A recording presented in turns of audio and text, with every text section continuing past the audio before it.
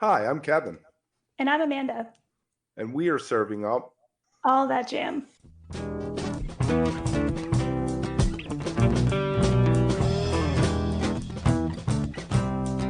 All That Jam, Quick Hit.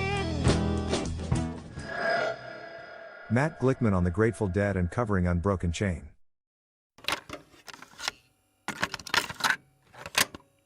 I would love to know a little bit of like your history personally with the Dead, kind of how you got into them and maybe what that has given to you. Because I know everyone's story with that is really unique. Yeah. Um, my story is I had this old bright red record player that would crackle, and it was a horrible quality record player, but I loved it because there was something homey about it, and it was just one of the first things I bought ever.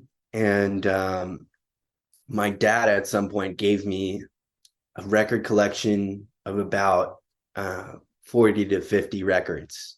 And I listened to Mars Hotel. And that was, I went to him and I said, how much, like, have you heard this? Like, how much have you listened to it? He's like, it's really cool, right? And I'm like, no, like, you don't understand. This is redefining my relationship with rock and roll, because now there's these songs that are through written, like Unbroken Chain, where you just it breaks so many rules songwriting wise, but it still works. And that just expanded my mind so much. And that's how I got into the Dead, through hearing that song, which is part of why I wanted to make my first single that I ever put out a cover of that song.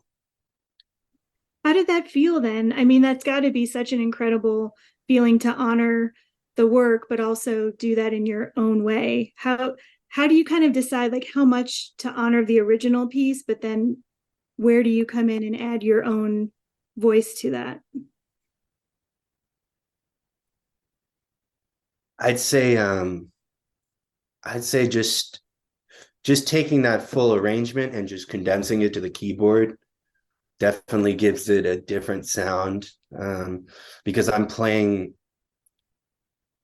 some of the bass lines like off the studio record on keys, but I'm also copying some of the key lines. But I was like, let me actually I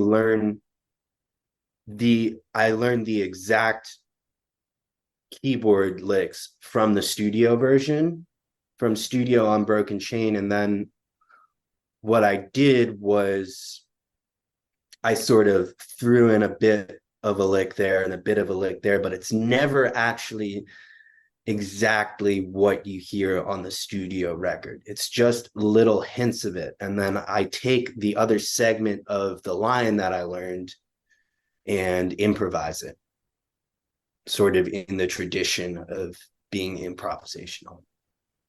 Can you kind of share a little bit about like how that came together? Because I think that was a live release, right?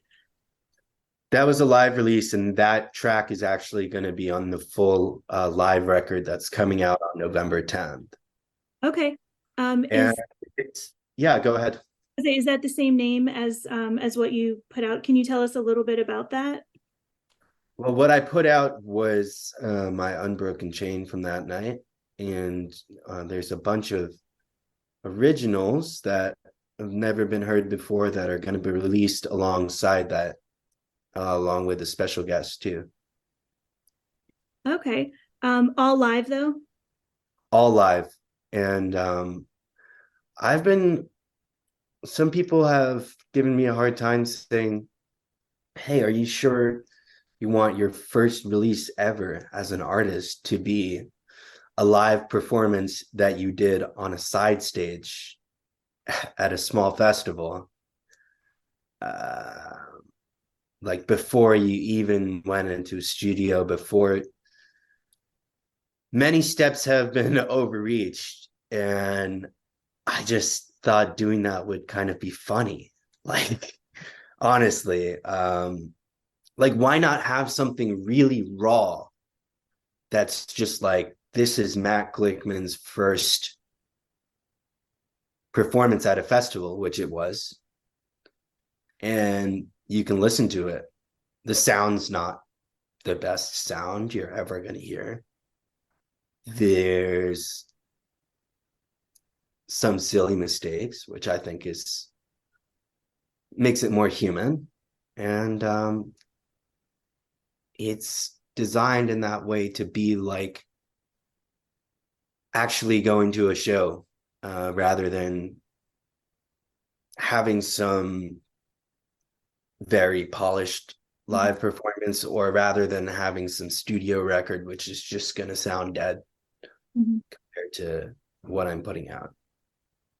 Yeah, that's super honest. I mean, that's a really, like you said, bold. To me, that feels like a really kind of beautiful way, like you said, to introduce people to who you are. And we were talking earlier about, finding different bands through live recordings as it is. Even if there are studio albums available, a lot of the times, you're listening to a show. And so I love that, because you're just saying, this is the way that I want people to hear me and meet me, which is exactly how I am. Yeah, and it's definitely nerve-wracking, because it's like first introducing yourself to a stranger who you want to be friends with, right?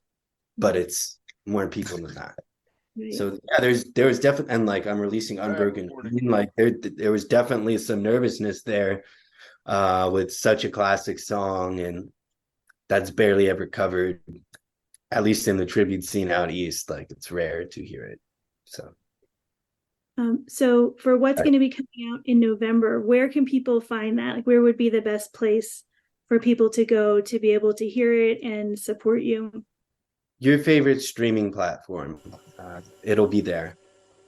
If you are enjoying All That Jam, please like and subscribe to our social media channels at All That Jam Pod on Twitter, Instagram, and Facebook, or visit our website, allthatjampod.com. Make sure to sign up for our email list and tune in every week for new episodes. Also, look for full interviews on our YouTube channel. And remember, stay beautiful, but don't stay underground too long.